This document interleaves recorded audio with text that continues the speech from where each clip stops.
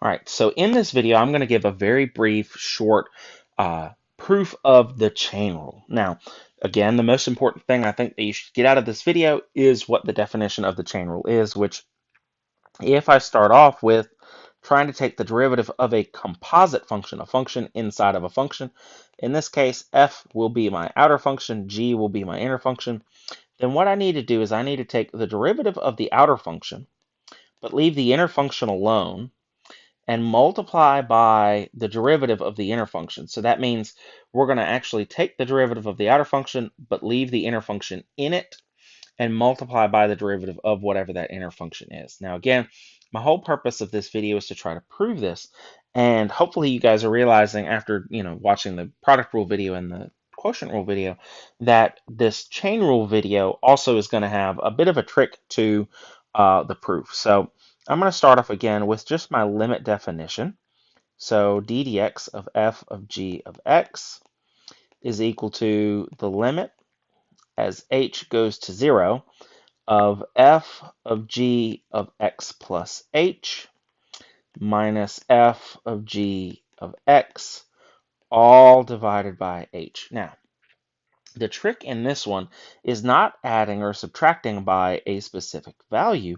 It's actually by multiplying and dividing by the same thing.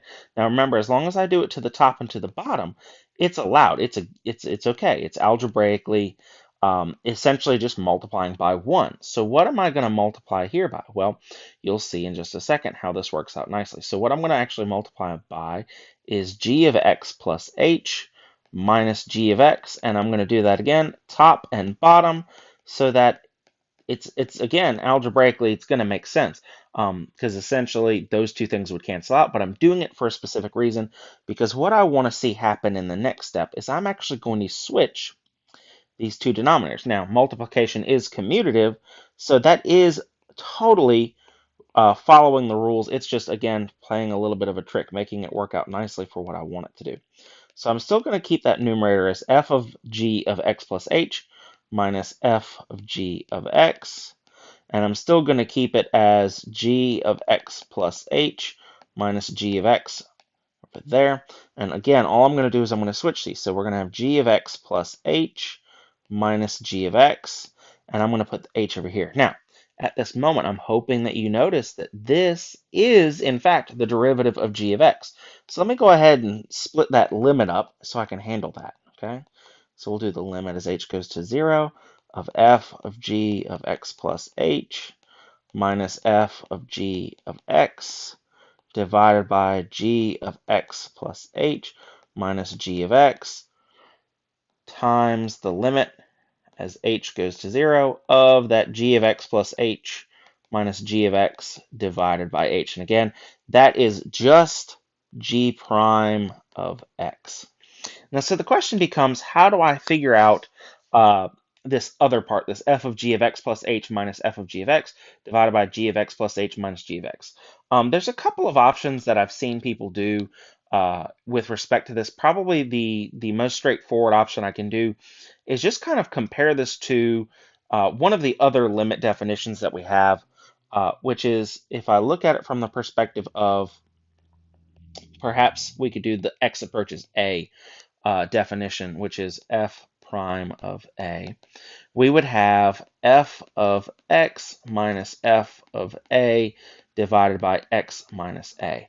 And so that's a pretty straightforward definition, but so I want you to pick up on the fact that this is essentially the same idea that we have here.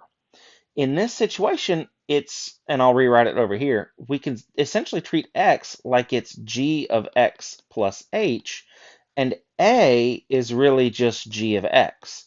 And so if I look and I pay very close attention here, we've got f of this is my x minus this is my a, f of a, and then I've got this x kind of looking thing, this g of x plus h minus my a part. It actually matches up almost exactly with this other formula up here, this other limit definition. So that's all I'm going to do is I'm going to treat it like it's that formula and say that this is f prime of g of x. That essentially I'm taking the limit of f prime of a, where a is g of x. And so notice this is my formula, f prime of g of x times g prime of x. It matches up exactly with what it's supposed to be. Hopefully, again, this does help you just better understand that this formula does, again, come from just the limit definition of a derivative.